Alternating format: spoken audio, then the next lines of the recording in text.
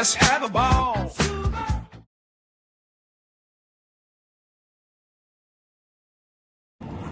Hai, halo guys, balik lagi di podcast kesayangan kalian.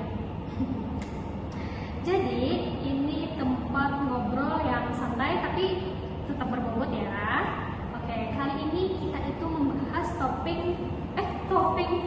maksudnya yang sering banget dianggap orang itu kayak boring banget gitu. Padahal ini hal yang berbobot dan sangat penting untuk kehidupan kita sehari-hari loh guys. Nah, ayo kita omongin tentang apa ya? Regulasi ya. Kita hari ini membahas tentang regulasi. Tapi tenang, nggak bakal boring banget kok. Boring banget maksudnya nggak bakal boring sama sekali. Nah, gitu. Soalnya hari ini itu gue ditemenin sama 3 orang yang kece banget. Ada Mahdi, ada Mala, dan ada Mita. Halo, dadah dulu guys. Halo. Halo Desi. Hai. Aku sudah siap nih dengan pembahasan kita hari ini.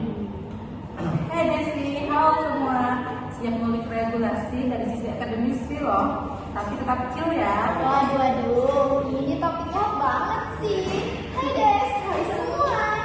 Aku Mita dan bakal ngebahas dari kacamata rakyat kecil ya.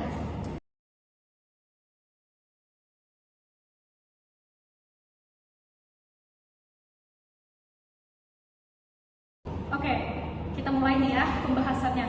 Biar kita itu nggak nyasar. Pertama-tama gue bakal minta pendapat dari Mahdi ya. Menurut lo Mahdi, regulasi itu apa sih? Kalau kita buka dari buku sih, ya regulasi itu aturan yang dibikin buat ngatur masyarakat. Ibaratnya nih, menurut gue regulasi itu kayak rambu lalu lintas. Kalau nggak ada, jadi chaos. Nah, tapi kalau kebanyakan bikin pusing kepala.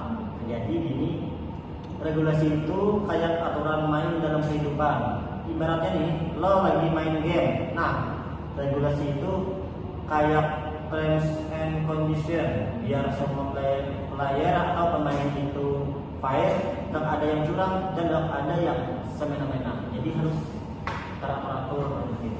Nah, itu aku setuju banget sih. Regulasi itu penting biar ada batasan. Tapi yang sampai kejadian itu malah jadi alat buat kontrol secara berlebihan. Nah, ini yang perlu kita kritisi bersama sih. Oke, kalau menurut aku kayak mau soal kadang regulasi itu cuma kayak tajam ke bawah kayak gitu ya.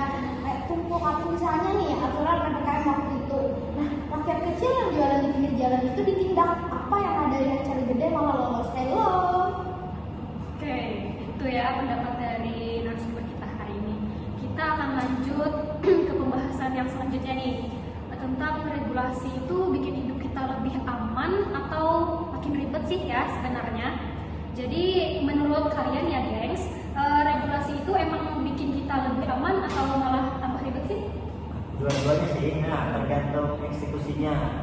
Contoh regulasi soal data pribadi atau apa itu untuk kepentingan banget dan di era digital sekarang ini. Nah, jadi pelaksanaannya masih banyak bocor di mana-mana. Iya, regulasi yang bagus itu yang partisipatif. Masyarakat diajak mikir bareng, bukan cuma nerima. Kalau enggak ya jadi beban doang gitu. Jadi siapa sih yang bikin regulasi itu? Biasanya sih yang bikin itu pemerintah, misalnya DPR, presiden, menteri, atau lembaga lain yang punya kewenangan. Mereka itu kayak adminnya kehidupan kita gitu, bikin aturan biar masyarakat nggak chaos. Oke, jadi menurut kalian itu regulasi penting nggak sih? Iya, penting banget dong. Coba bayangin kalau hidup nggak ada regulasi gitu, semua orang bisa semuanya semaunya gitu. Kita parkir mobil di tengah jalan ya bebas gitu, buang sampah di mana-mana aja ya suka-suka kita. Tapi kalau gitu lama-lama kan bumi bisa jadi tempat toksik. Betul. Kadang kita ini ya sebenarnya kita kayak dikasih aturan tentang di mana dan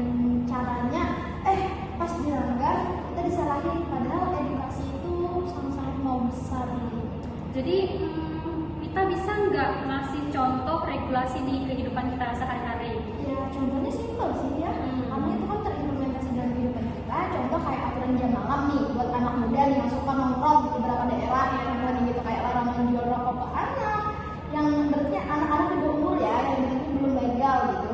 Atau aturan helm pas naik motor. Nah itu semua contoh regulasi yang niatnya tuh buat melindungi kita. Tapi kan ya, kadang regulasi itu bisa jadi masalah juga kan?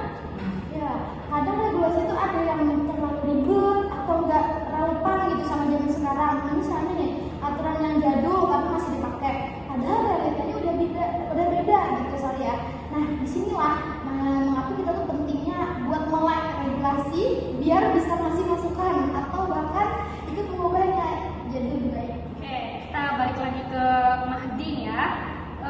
Menurut Mahdi dulu nih, ada nggak sih regulasi itu yang absurd banget bikin orang kayak gagal paham gitu? Banyak sih. Contohnya soal izin keramaian yang ribet banget. Lo mau bikin acara apa aja harus izin berlapis-lapis, tapi acara politik bisa mulus gitu. Bayangin, kamu lagi main game, tiba-tiba ada aturan baru muncul, tapi nggak jelas tujuannya apa, nggak dikasih tahu cara mainnya gimana, dan malah bikin ribet. Nah, itulah contoh regulasi yang bikin gagal paham. Oke. Kalau aku sih pernah baca soal regulasi gitu, soal influencer yang baru yang harus lapor kalau ngasih opini politik lah. Terus bedanya sama kebebasan berpendapat apaan dong itu? Benar banget. Bisa nggak malah nyebutin ciri-cirinya itu gimana? Oke, bisa banget sih. Bahasanya itu kan ribet banget, kayak lagi baca puisi zaman kerajaan, punya istilah hukum yang bikin berkerut gitu. Padahal bisa dijelasin lebih simpel biar masyarakat biasa kan juga paham, ngerti gitu. Tujuannya udah jelas, ini regulasi dibikin buat ngatur apa, mau melindungi siapa. Kadang nanti kalian kayak cuma formalitas doang, gak nyentuh realitas sekarang gitu. Terus tiba-tiba muncul dan langsung diperlakuin, gak ada sosialisasi, gak ada diskusi, tahu-tahu harus dipatuhi. Kayak kita sama update gamenya juga semuanya gitu. Terus ada lagi kan bikin bingung antar instansi juga, aturan pusat bilang A, aturan daerah bilang B, jadi masyarakat bingung gitu harus ngerti yang mana, udah kayak snapshot gitu. Yang terakhir itu kan ada multi tafsir alias bisa dimaknai beda-beda, yaitu satu aturan bisa ditafsir macam-macam tergantung siapa yang baca. Istilah kayak gitu bisa bikin aturan dimanfaatkan buat kepentingan tertentu saja, kepentingan tertentu gitu. Ini kayak kalau aku ya kayak paling kesel banget deh sama yang namanya regulasi soal transportasi online. Nah teman-teman pada tahu kan, drivernya tuh kan kayak dibebani peraturan gitu ya, tapi perusahaannya tuh kayak malah enak-enakan gitu. Harusnya kan dua-duanya dong dikawal gitu sih. Ya, betul. Contohnya itu misalnya kayak ada aturan soal subsidi BBM buat rakyat kecil, tapi syaratnya itu kayak berbelit-belit ribet banget, pokoknya harus daftar lewat aplikasi lah, upload dokumen ini itu lah. Padahal kan banyak masyarakat yang gaptek gitu, yang gagal teknologi atau nggak punya akses internet sama sekali gitu, kayak ujung-ujungnya kan yang dapat subsidi malah bukan yang benar-benar butuh, kayak gagal paham banget gitu sih. Juga kan di satu sisi ya seperti itu juga memiliki dampak kayak masyarakatnya bingung, nggak percaya lagi sama aturannya jadi nggak efektif, cuma formalitas doang nih, potensi disalahgunakan oleh oknum. Jadi solusinya bikin regulasi dengan bahasa yang relatable, bukan bahasa alami. Ya, kayak misalnya melibatkan masyarakat dan ahli sebelum regulasi disahkan gitu. Sosialisasi kayak dengan cara yang kekinian gitu kan bisa tuh lewat konten TikTok, Instagram, YouTube, apalagi pokoknya segala macam yang masuk kayak atau podcast. Nah kayak gini kan ini kan biar masuk nih ke kuping Gen Z gitu ya. Oke, lanjut lagi nih ya. Sekarang kita masuk ke solusinya ya nih. Kalau kalian ya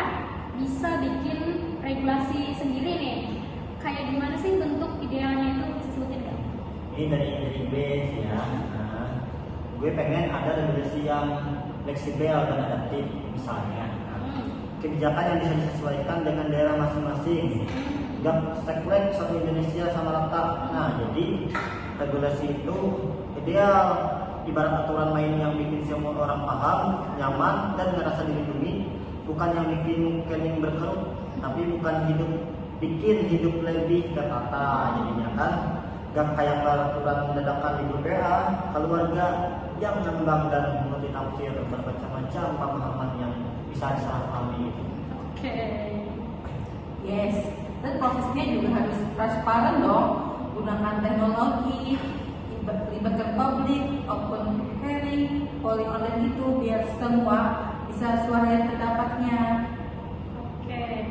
Jadi menurut Mala ciri-ciri regulasi yang ideal itu kayak gimana?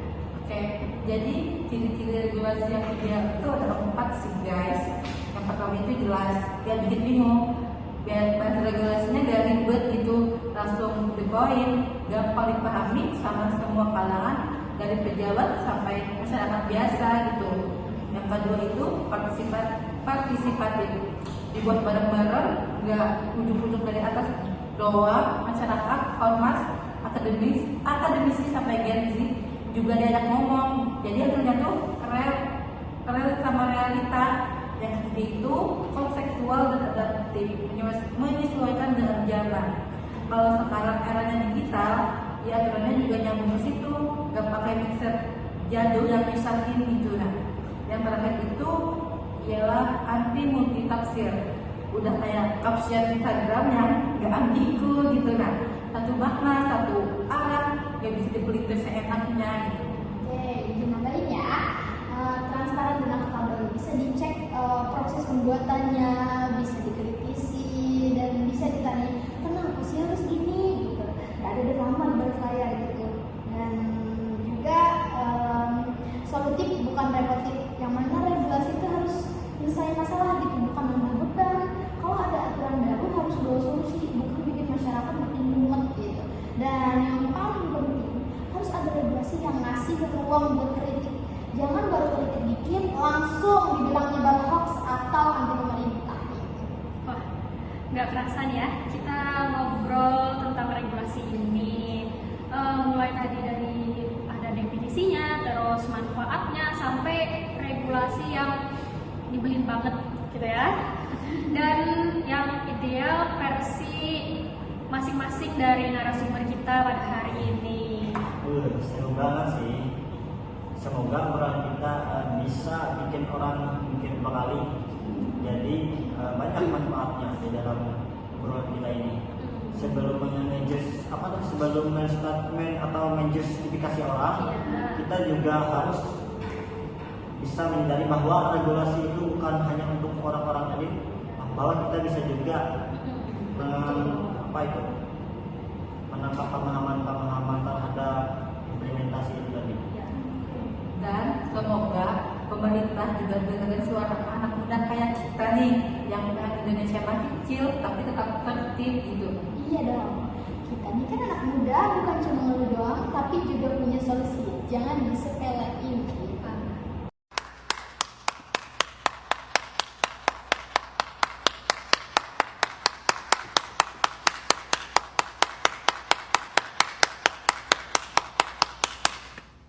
Thank you banget ya nih guys buat Mahdi, Mala, dan Nita juga udah sharing apa itu regulasi dari dasarnya sampai permasalahan dan ngasih solusi ideal versi dari masing-masing mereka tadi. Gimana? Sudah lebih paham sekarang? Jangan lupa follow untuk info terbaru dan komen kalau ada yang mau didiskusikan. Udah berapa kali ku bilang kalau videonya udah selesai.